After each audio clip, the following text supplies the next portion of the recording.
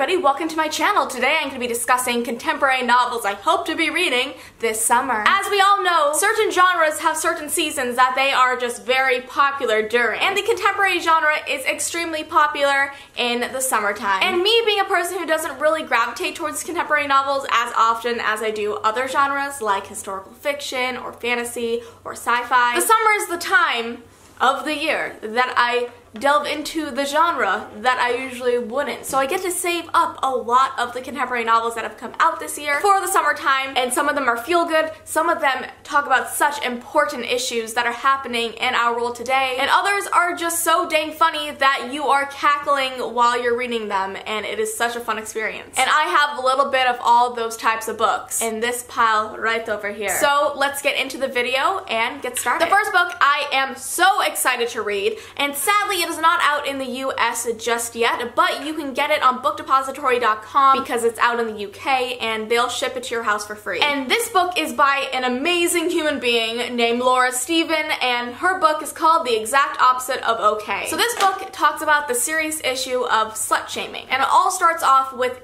18-year-old Izzy, and she gets caught in a compromising position with a politician's son and a park bench. And explicit photos stem from that encounter, and the trolls of the internet and the world set to tear her down and break her apart. And she tries to laugh this whole entire situation off, but it doesn't really work out that well, because as the daily slut shaming intensifies, she soon learns firsthand that the way that the world treats teenage girls is not okay. It's actually the exact opposite of okay. I cannot wait to dive into this book, know more about Izzy, laugh with Izzy, because I hear that this book is hilarious, but it also encounters the difficult discussion of slut shaming and how the victims of it are perceived. I will probably read this book first out of this pile, so I'm super excited to get into it. The next book I actually got a few months ago, and by a few months, I mean, I think a long time ago, but within the past year. And it's called I See London, I See France. My Polish grandmother is quaking because I don't know how to pronounce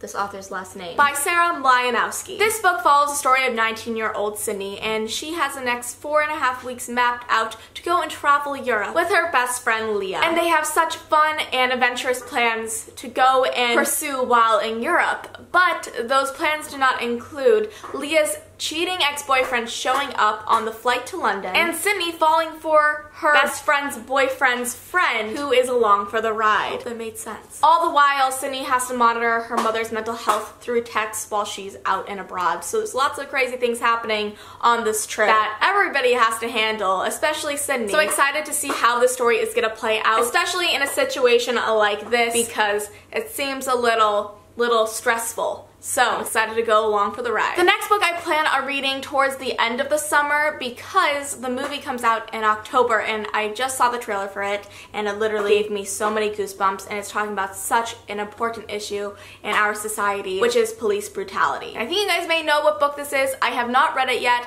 but I cannot wait to read it and know more about these characters, the storyline, and even more about this very important issue that we need to face. And that book is The Hate U Give by Angie Thomas. And it follows the story of 16-year-old Star, and she lives in two worlds. The neighborhood in which she lives, and the prep school in which she goes to. And this uneasy balance between the two worlds that she's a part of gets shattered when her best friend gets shot and killed by a policeman. And she's the only witness to see it all happen. And what Star does or does not say cannot just only destroy her community, but endanger her life. I cannot wait to read this book, and I cannot wait to see the movie, because it is such an important subject matter in our world, and we really need to discuss it more. So this next book, actually, I really want to read it because my roommate and I were having a discussion recently about there not being enough tall girl representation in literature, because if you think about it, there's not many main female characters who are over 6 foot tall. Usually they're, average height, if not way shorter. And it's not the most important debate over,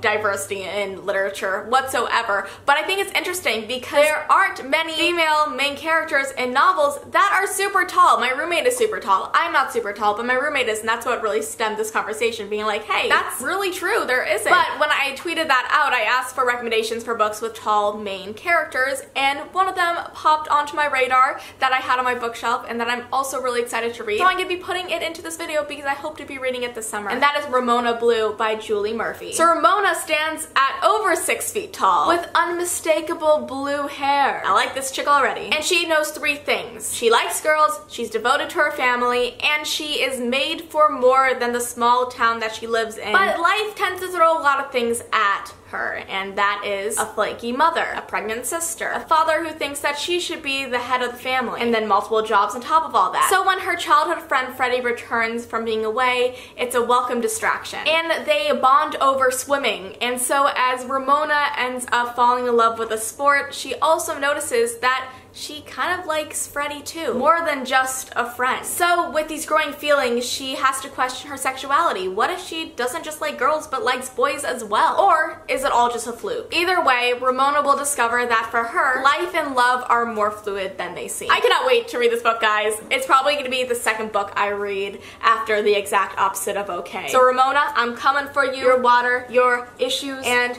your fluidity. I love it all. Lastly, I mentioned this book a few times in other videos, but I have yet to read it, and that is Nothing Left to Burn by Heather Ezel. This book takes place over 24 hours where a girl, she has to go and evacuate her hometown and her home when a California forest fire starts to spread. And it takes place in present and past because it also takes place in the past where she had this whirlwind summer with a volunteer firefighter, but also it kind of showcases the secrets from her lover's past that tend to inch their way forward and infiltrate their happy world that they currently have during the summer. So I'm very excited to read this book finally. I think right now is a good time to read it because contemporary summer, I love a good romance story mixed in with some action, like fleeing from a wildfire. I'm not sure if you guys have ever been in a wildfire. I have when I was in Idaho and we had to evacuate town. It was raining ash. It was insanity. So I'm excited to see how it's portrayed in this novel as well. Of course, there are other books that I probably will